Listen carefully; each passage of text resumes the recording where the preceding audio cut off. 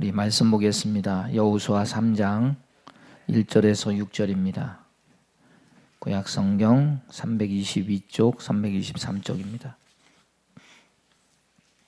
우리 다 함께 한 목소리로 또박또박 읽겠습니다. 또 여호수아가 아침에 일찍이 일어나서 그와 모든 이스라엘 자손들과 더불어 시딤에서 떠나 요단에 이르러 건너가기 전에 거기서 유숙하니라. 사흘 후에 관리들이 진중으로 두루다니며 백성에게 명령하여 이르되 너희는 레위 사람 제사장들이 너희 하나님 여호와의 언약궤 매는 것을 보거든 너희가 있는 곳을 떠나 그 뒤를 따르라.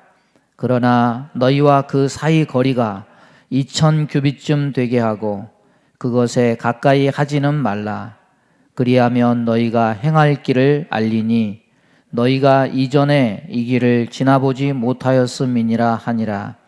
여호수아가 또 백성에게 이르되 너희는 자신을 성결하게 하라. 여호와께서 내일 너희 가운데 기이한 일들을 행하시리라. 여호수아가 또 제사장들에게 말하여 이르되 언약궤를 메고 백성에 앞서 건너라 하매 곧 언약궤를 메고 백성에 앞서 나아가니라. 아멘. 봉독한 말씀 가지고 첫걸음이라는 제목으로 말씀 전합니다. 동물원에 호랑이 두 마리가 우두머리를 정하는 그 자리를 놓고 수컷 두 마리가 싸움을 벌였습니다. 그래서 험상궂게 생긴 호랑이 한 마리가 막 으르렁거리면서 포효를 하면서 덤벼드는데, 그러면 상대 호랑이도 막 크게 막 포효를 하면서 거기에 맞서가지고 이렇게 대응을 해야 되는데, 그 호랑이는 그렇게 하지 않고 그냥 강력하게 이 눈으로 이렇게 바라보면서 침묵으로 응수를 하는 겁니다. 그런데 그때 놀라운 일이 벌어지는데, 그렇게 시끄럽게 잡아먹을 듯이 막 소리를 지르면서 포효를 한 그 호랑이가 오히려 나중에는 슬그머니 꼬리를 내리고 뒷걸음질을 치는 겁니다. 그 이유는 뭐냐면, 이 호랑이는 크게 소리를 지르는 호랑이일수록 약할 가능성이 크다고 합니다. 진짜 강한 호랑이는 그렇게 크게 소리를 내지르지 않는데요. 그냥 이 눈빛으로 제압을 하고, 이 카리스마가 있는 거죠. 그래서 그 위엄과 눈빛으로 상대 호랑이를 제압하는 게 진짜 강한 호랑이라고 합니다. 올해 이민년이라고 하죠. 신문 보니까 검은 호랑이의 해다 이렇게 얘기하는데, 여러분, 용맹이나 담대함은 허세나 과장해서 오는 게 아닙니다. 진짜 용맹과 담대함은 뭔가 내재된 힘과 능력이 있어야 용맹도 용맹으로 나타나고 담대함도 담대함으로 나타날 수 있는 겁니다. 믿는 자가 믿음으로 나간다. 이 말은 자기 스스로 나름대로 용맹하려고 애를 쓰는 것이 아닙니다. 사람은 알고 보면 두려움이 많지 용맹을 내재하고 있지는 않습니다. 알고 보면 우리 다 무능하고 무력하고 연약한 것이 인간의 모습입니다. 이런 인간 본연의 연약한 모습이 어디서 많이 드러나냐면 사람들 사이에서는 별로 잘 드러나지 않습니다. 왜냐? 지위로, 재력으로, 어떤 학벌로, 옷으로 우리는 가린 게 너무 많아요. 그러나 하나님 앞에선 하나님의 사람들의 모습은 가릴 수가 없습니다. 두려움과 떨림, 연약함이 그대로 다 드러나요. 하나님 앞에 어떤 것을 내세워도 인간의 능력과 힘과 연약함은 무력과 무능과 마찬가지입니다. 부족함과 죄악됨만 벌거벗은 듯이 드러나기 때문에 이 부끄러움과 떨림은 온통 인간의 몫일 수밖에 없습니다.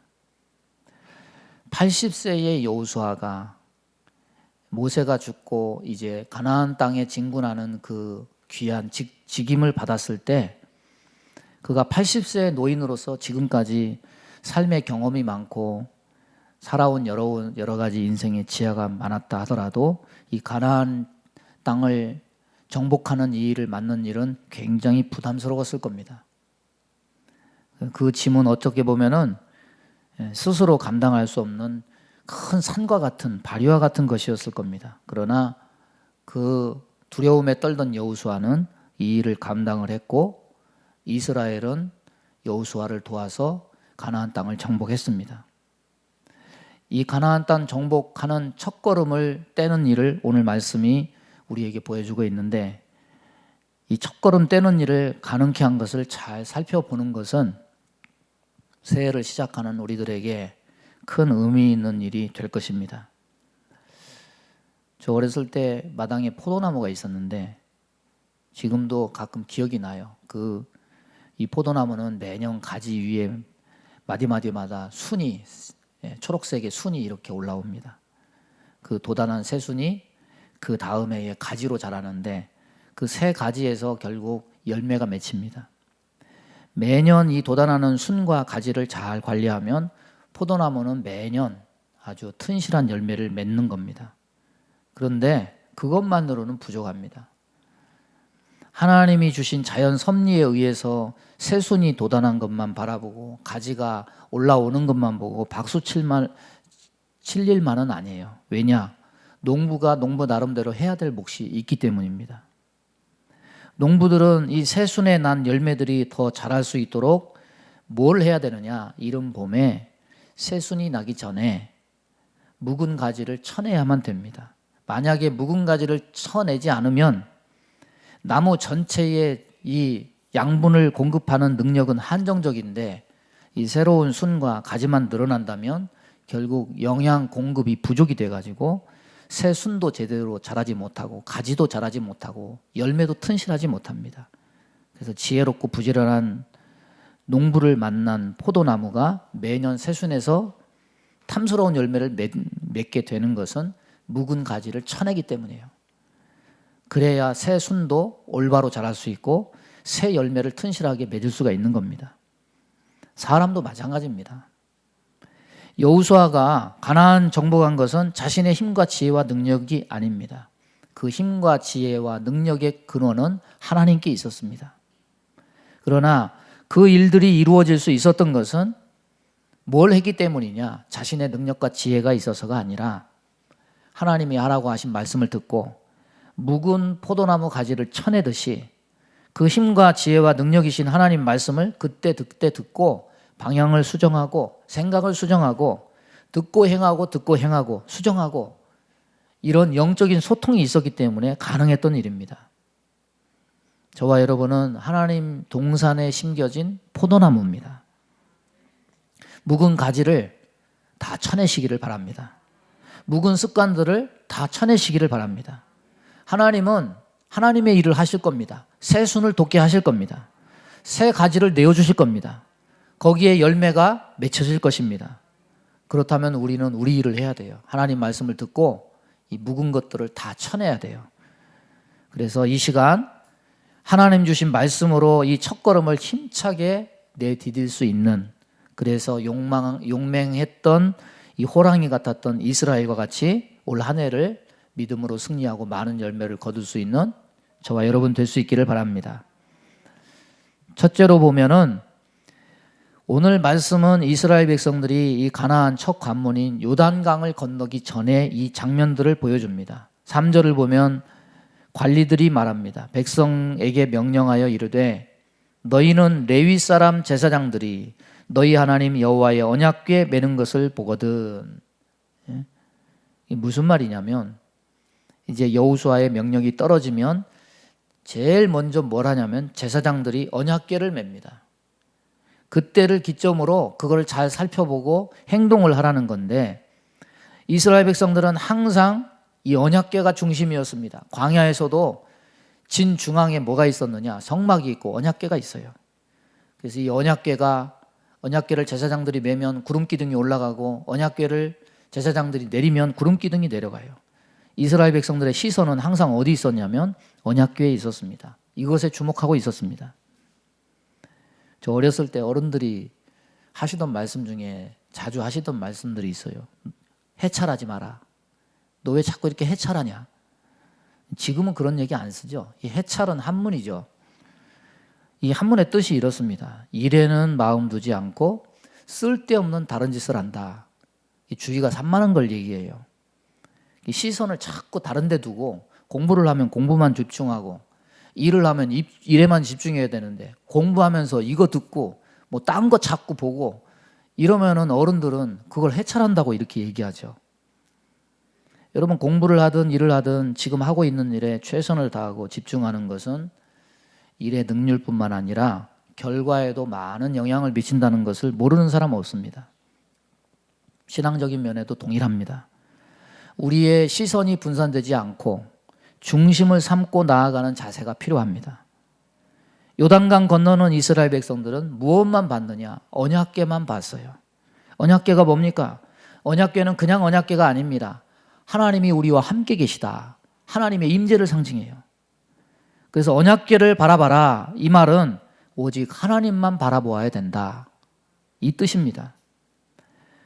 이스라엘은 광야에서도 그렇듯이 가나안에 들어가서도 하나님만 바라봐야만 됐습니다. 마찬가지로 오늘 우리도 하나님 나라에 가기까지 오직 하나님만 바라보고 하나님만 주목해서 시선을 우리는 다른 곳에 뺏겨서는 안 됩니다. 그런데 원리는 그러하지만 사실 가장 많이 뺏기는 게 뭡니까? 우리의 시선이에요.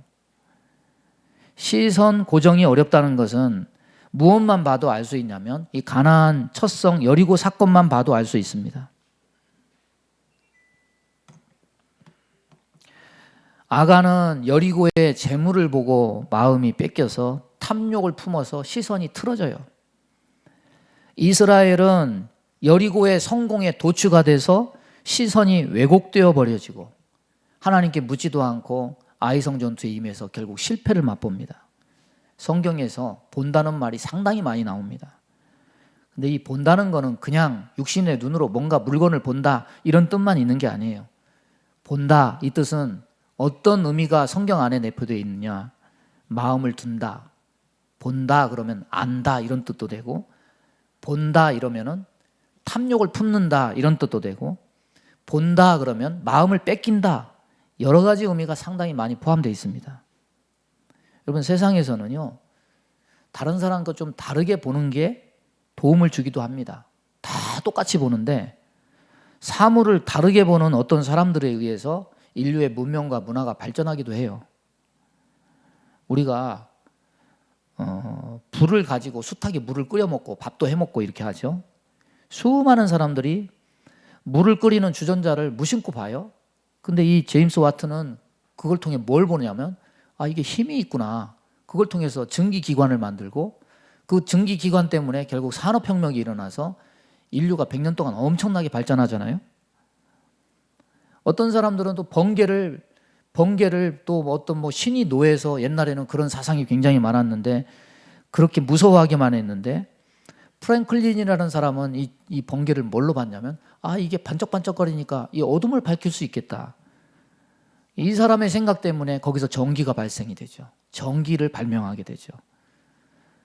사람들은 하늘을 나는 새를 보고서 야 참 아름답다 여기에 그치지만은 라이트 형제는 아 우리도 한번 날 수 있겠다. 뭔가 사람들 여기에다가 뭔가 장착을 하면 그게 결국은 비행기가 돼가지고 오늘날 하늘을 나는 대륙을 횡단하고 전 세계를 일일 생활권으로 만드는 그런 계기를 가져오지 않습니까? 어떤 사람들은 커다란 바위 덩어리를 보고서 그것을 그냥 아름답다고만 하지만 로댕이라는 사람은 화강암에서 뭘 보느냐? 예술품을 봐요. 생각하는 사람이 결국 화강암을 쪼개서 결국 예술 작품으로 나오지 않습니까?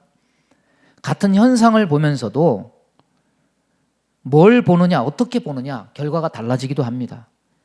세상을 보고 사물을 보는 것이 다르면 인류에는 도움이 되기도 합니다. 그러나 신앙적인 면에서는 그래서는 안 돼요. 같은 곳을 봐도 시선이 달라지고 해석이 달라지면 절대 안 돼요. 가나안 땅 들어가기 전에 무슨 일이 있었습니까? 40일 정탐한 그 결과에 따라서 8명의 정탐꾼의 시선이 달라져요. 결국 가나안 땅 들어가지 못해요. 여러분 1년 동안 우리가 세상에서 수많은 잡다한 것들이 우리의 시선을 매우 혼란스럽게 하고 시선을 흐트리는 유혹물들이 될 거예요. 안 볼 수가 없어요. 눈을 감고 살 수 없어요. 그런데 그러다 보면 시선을 너무 자주 뺏깁니다. 시선을 뺏기면 동선이 바뀌어요. 진로와 방향이 바뀔 수 있어요. 스마트폰 보다가 중앙선 침범해서 사고 나는 경우, 스마트폰 보면서 횡단보도 걷다가 마주오는 차량에 부딪혀가지고 사고 나는 경우 얼마나 많습니까? 여러분, 올해 1월 1일부터 또 교통법규가 하나 바꿔지죠.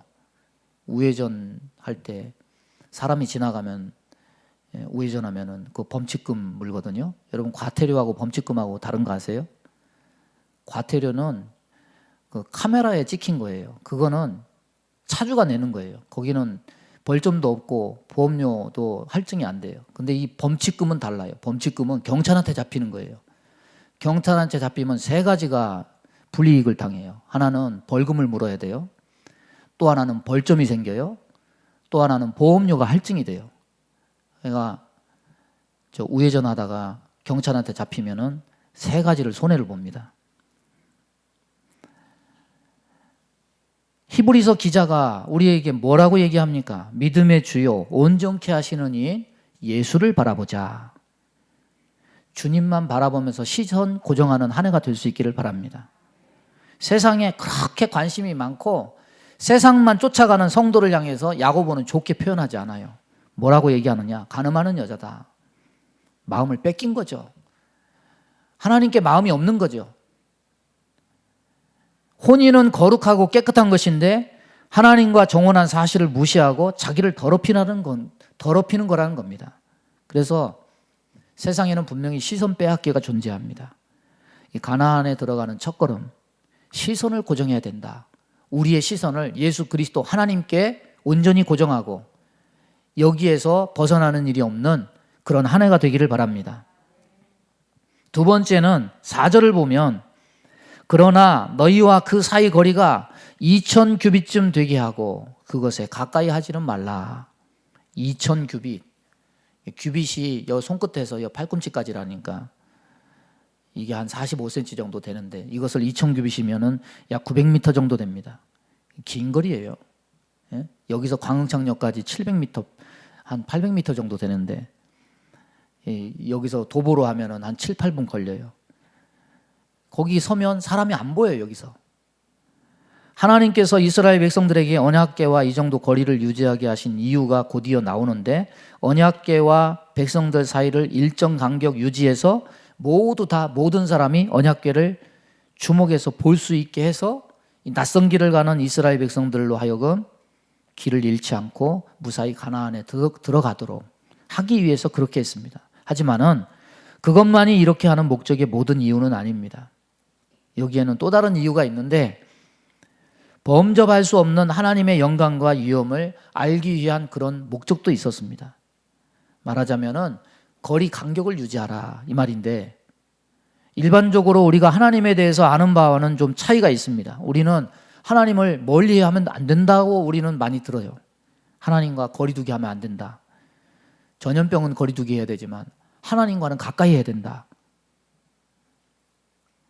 이미 말씀드린 바와 같이 언약궤는 뭐냐? 이스라엘 하나님 여호와의 언약궤고 언약궤는 보이지 아니하는 하나님이 이스라엘과 함께 계심의 상징이고 임재와 현존의 상징입니다. 하나님은 어떤 분이십니까? 모세와 늘 대면하시던 하나님도 정작 모세가 하나님을 보여달라고 할 때 뭐라고 얘기하느냐? 내가 내 얼굴을 보지 못할 것이다. 나를 보고 살 자가 없다. 또 출애굽기 다른 말씀 보면 내가 내 등을 볼 것이고 얼굴을 보지 못할 것이다. 하나님께는 인간이 감히 범접할 수 없는 위험이 있다는 것을 말씀해 줍니다. 왜 그렇습니까? 죄 때문이죠. 죄 때문에 하나님과 우리 사이에 간격이 생겼어요. 그래서 이사야 59장 2절 보면 오직 너희 죄악이 너희와 너희 하나님 사이를 갈라놓았고 너희 죄가 그의 얼굴을 가리어서 너희에게서 듣지 않으시게 함이니라. 하나님과 죄인인 인간 사이에 엄연한 간격이 있어서 그 간격을 넘을 수가 없습니다. 물론 지금은 구약시대가 아니고 은혜의 시대이기 때문에 예수 그리스도 안에 있는 구속의 은혜로 말미암아서 우리는 은혜의 보좌 앞에 담대히 나갈 수가 있습니다. 그러나 이 말이 그렇다고 해서 하나님을 우리가 함부로 대해도 된다, 아무렇게나 대해도 된다, 이런 의미는 아닙니다. 신약인 오늘날에도 하나님의 위엄과 영광은 여전하고 우리는 하나님 앞에 설 수 있지만 우리는 구속받은 죄인일 뿐이에요. 그래서 사도 바울이 디모데전서 1장 보면 만세의 왕 곧 썩지 않고 보이지 아니하고 홀로 하나이신 하나님께 존귀와 영광이 세세토록 있을지어다. 오직 그에게만 죽지 아니함이 있고 가까이 가지 못할 빛에 거하시고 아무 사람도 보지 못하였고 또 볼 수 없는 자신이 그에게는 존귀와 영원한 능력을 돌릴지어다. 이렇게 말씀합니다. 여러분, 하나님과 거리두기 하지 마라, 이 말은 하나님을 사랑하는 마음에 틈이 벌어지면 안 된다, 이 말이죠. 그런데 오늘 말씀에서 2000 규빗쯤 되게 하고 가까이 하지 말라, 이 말은 하나님 사랑을 멀리하라, 이 말이 아니죠. 하나님을 사랑하는 마음을 갖되 두렵고 떨리는 마음, 경외하는 마음을 잊어서는 안 된다는 거예요. 어느 TV 프로그램에 나와서 남녀간의 사랑에 대해서 얘기하는데 그 사람이 이런 얘기를 하더라고요. 사람을 사랑하는 것에는 사랑과 두려움이 동시에 필요하다. 남녀간의 사랑을 두고 그렇게 얘기하더라고요. 그게 무슨 말이냐면 사랑한다는 이유로 아무렇게나 대해서 그것이 상대에게 상처가 되면은 오히려 상대방이 사랑을 느끼는 것이 아니라 사랑을 잃을 수도 있기 때문에 그걸 두려워하는 마음이 있어야 상대를 존중할 수 있고 사랑도 잃지 않을 수 있기 때문이다. 이렇게 얘기하더라고요. 여러분, 사랑한다는 건 아무렇게나 대해도 된다는 말이 아니지 않습니까? 친구 사이, 부부 사이 가까워요. 그러나 사랑하고 가깝다고 해서 아무렇게나 말하고 아무렇게나 행동하고 그렇게 되는 사이가 아니에요. 여러분, 신문에 가끔 나오는 게 있습니다. 그게 뭡니까? 데이트 폭력이죠. 이 데이트 폭력 하는 사람 치고 물어보면은 왜 그랬냐고 그러면 사랑해서 그랬다고 그래요. 근데 그게 사랑이 아니죠. 소유하려고 하는 건 사랑이 아니에요. 상대방을 배려하고 이렇게 하면 저 사람이 불편하지 않을까, 이렇게 하면 상처가 되지 않을까. 사랑은 그런 것을 살펴야 진짜 사랑인 겁니다. 아무렇게나 행동해도 되는 게 그게 사랑이 아니라는 거죠. 그래서 가까운 사이일수록 이 상대에 대한 기대, 신뢰를 무너지지 않게 하기 위해서 지켜야 될 선이 있음을 우리는 깨달을 수 있는 겁니다. 그 사람이 그렇게 얘기하는데, 야, 이 사람이 예수 믿는 사람인지 아닌지는 모르겠지만 참 이런 일면이 하나님 사랑에도 똑같이 적용될 수 있겠구나, 공감이 됐어요. 오늘 말씀에서 거리를 유지하라, 마음을 멀리하라, 하나님 사랑을 적당히 거리두기 해라, 이런 의미가 아니에요. 하나님을 사랑하지만 동시에 두려움을 가지고 떨림으로 하나님을 섬겨야 우리가 하나님과 거리가 벌어지지 않게 되는 거예요. 죄는 하나님 사랑을 멀어지게 만들어요. 두려움도 사라지게 만듭니다. 오히려 새 속에 있는 것들을 더 사랑하게 만들고 거기에 용기를 내게 만들어요. 잠언 29장 18절에 보면 이런 말씀합니다. 묵시가 없으면 백성이 방자히 행하거니와 율법을 지키는 자는 복이 있느니라. 죄를 자꾸 짓다 보면 오만해집니다. 교만해집니다. 자만심이 생겨요. 그런 용기는 어디서 생기는 겁니까? 죄 짓는 일에 용감하고 용맹해지면 되겠습니까? 죄악을 행하는 뻔뻔함과 담대함은 이게 다 뭐가 상실되는 거냐? 하나님에 대한 두려움이 상실된 거죠. 겁을 상실한 거예요. 하나님에 대한 두려움을 잃으면 경외심도 사라져요. 하나님을 사랑하되 동시에 두려움을 잃지 않는 섬김이 돼야 우리가 하나님에게서 멀어지지 않을 수가 있는 겁니다. 이것이 한 해에 하나님 사랑을 유지할 수 있는 첩경이 될 거예요.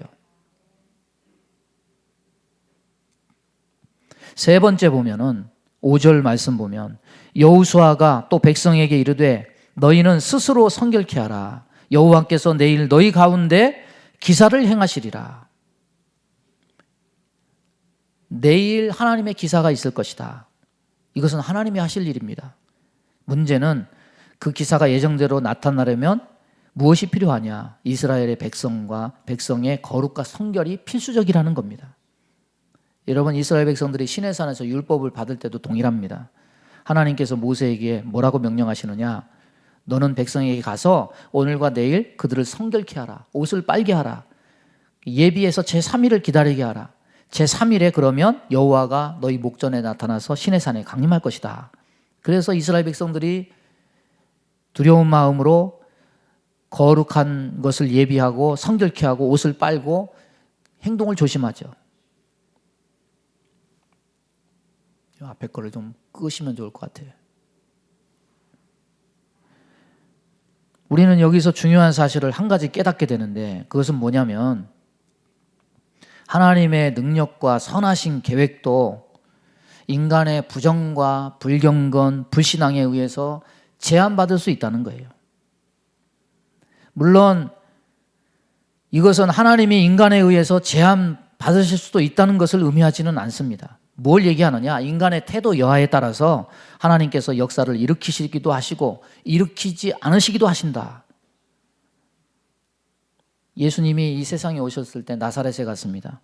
예수님은 하나님의 아들이고 많은 능력을 행하실 수 있습니다. 그러나 고향 나사렛에 가셔서 뭐라고 말씀하시느냐? 저희의 믿지 않음을 인하여 거기서 많은 능력을 행치 않으셨다. 예수님을 제한한 것은 하나님 자신이 그렇게 한 게 아니에요. 인간의 불신앙, 완악함, 온전치 못한 행실, 이거 자체가 죄일 뿐만 아니라 하나님이 우리에게 내려주시고자 하는 은혜를 항상 우리 스스로 제한하는 거예요. 이런 면은 반대일 수도 있습니다. 하나님의 심판, 멸망의 계획이 있다 하더라도 오히려 인간이 하나님 말씀에 순종하고 회개를 한다면 작정된 하나님의 심판도 멈춰질 수도 있어요. 니느웨가 구원받은 것, 아합의 심판이 늦춰진 것을 보면 분명히 그렇습니다. 그러고 보면은 우리의 행동과 삶이 중요한 거예요. 우리의 마음을 담아내는 그릇이 뭐냐? 삶이고 행동입니다. 우리가 하나님의 은혜를 받고 하나님이 내리고자 하시는 기적을 담아내고 하나님께 쓰임 받고자 한다면 언제나 우리는 뭘 예비해야 되느냐? 우리의 행실을 깨끗하게 하고 거룩하게 해야 됩니다. 세상에서는요, 얼마나 배웠느냐, 좋은 가문에서 태어났느냐, 능력이 얼마나 있느냐, 재력이 얼마나 있느냐, 이런 것들이 중요한 요소입니다. 그러나 이런 것들은 하나님 앞에서는 중요한 요소가 아니에요. 하나님이 중요하게 생각하시는 것은 뭐냐면 네가 금그릇이냐, 은그릇이냐, 나무그릇이냐, 질그릇이냐, 이게 중요하지 않아요. 사람은 금그릇, 은그릇을 으뜸으로 치지만 하나님은 금그릇과 은그릇이라도 더러운 그릇은 쓰지 않으십니다. 하나님은 어떤 그릇을 쓰느냐? 깨끗한 그릇을 쓰십니다. 늘 자신을 깨끗하게 씻어 하나님의 쓰임에 합당하도록 예비되어 있느냐 없느냐, 이것이 중요한 거예요. 그래서 사도 바울이 디모데후서에서 이렇게 권면합니다. 그러므로 누구든지 이런 것에서 자기를 깨끗하게 하면 귀 쓰는 그릇이 되어 거룩하고 주인의 쓰심에 합당하며 모든 선한 일에 예비함이 되리라. 여러분, 하나님이 쓰시는 그릇이 다 되기를 바랍니다. 우리는 입버릇처럼 그런 고백을 많이 하죠. 나는 마음으로는 안 그래. 아니요. 마음으로 안 그렇다 하더라도 마음은요, 반드시 삶으로 나타납니다. 반드시 삶으로 나타나요. 사랑은 입으로 사랑이 아닙니다. 사랑은 사랑의 수고의 행실이 있어야 사랑입니다. 믿음과 소망은 입으로 떠드는 믿음과 소망이 아니에요. 믿음과 소망이 있다면 반드시 행실로 드러나는 삶의 행실 속에 인내가 있어야 믿음과 소망이 드러나는 거예요. 거룩 역시 마찬가지입니다. 입으로 드러나는 것은 거룩이 아니에요. 거룩은 뭘로 드러나느냐? 열매를 맺느냐? 삶과 행동으로 맺는 열매예요. 아는 것이 거룩이 아닙니다. 지식이 거룩이 아니에요. 직분이 거룩이 아니에요. 우리의 거룩을 담는 그릇은 뭐냐? 우리의 삶과 행동입니다. 그릇에 담긴 것을 보면, 삶을 보면, 행동을 보면 거룩인지 아닌지 드러나요. 내년에 직분 받으실 분들, 쓰임 받으려면 능력을 키우고 자질을 키우고 인격을 키우고, 여러분 그런 조건도 있으면 좋죠.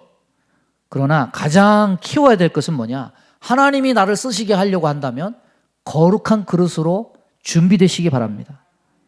성결하라, 거룩하라. 하나님이 쓰시는 자는 거룩하고 성결한 사람이기 때문에 그렇습니다. 그래서 성도의 능력은 재력과 권력이 아니라 거룩과 성결이에요. 따라서 보겠습니다. 성도의 능력은 거룩과 성결이다. 더러운 그릇은 금그릇이라도 하나님이 쳐다보지 않습니다. 그러나 나무 그릇, 질그릇이라도 깨끗한 그릇은 하나님이 귀히 쓰십니다. 과연 스스로를 하나님의 쓰심에 합당하도록 성결히 하고 깨끗이 하고 있는가?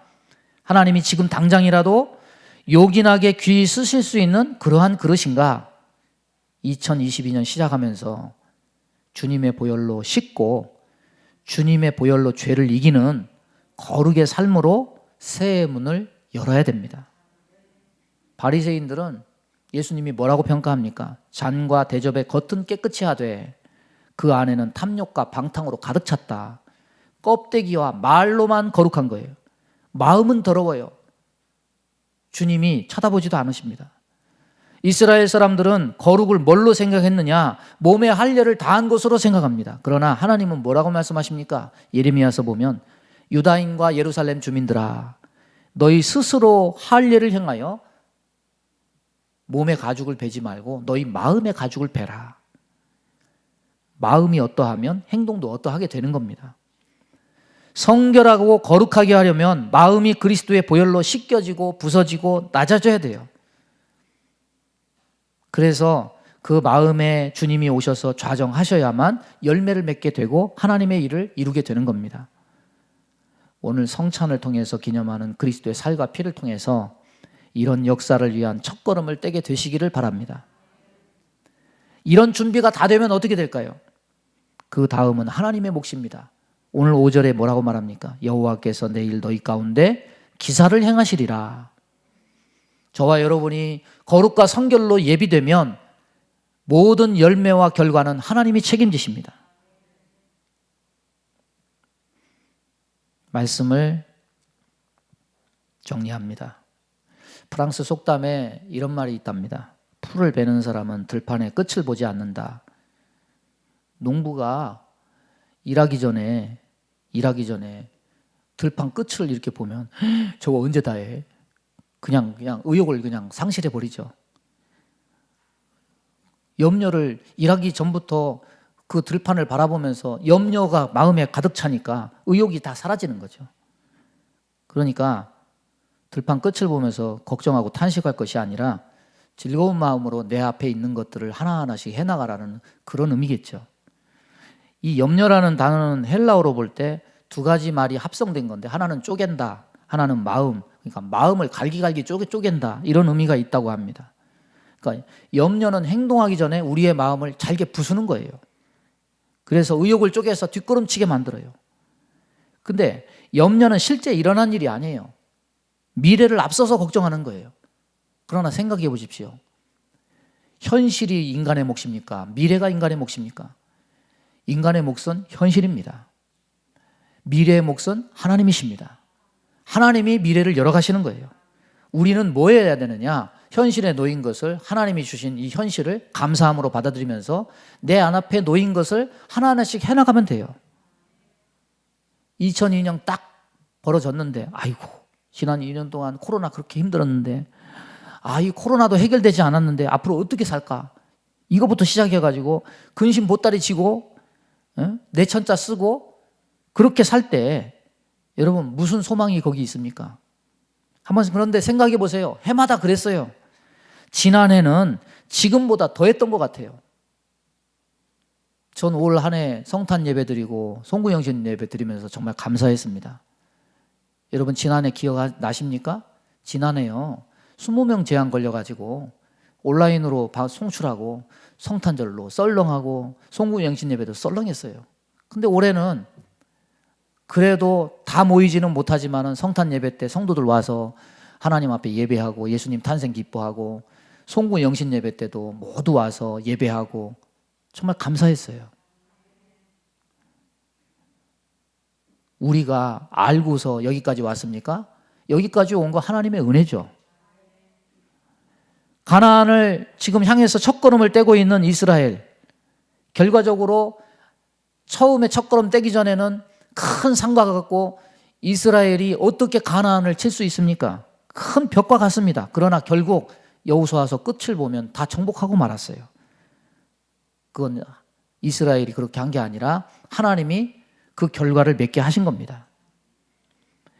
조지 뮬러가 기도의 사람이라고 알려졌는데, 이 조지 뮬러가 이런 말을 했어요. 염려는 믿음이 끝나는 곳에서 시작되고 진정한 믿음이 시작되는 곳에서 사라진다.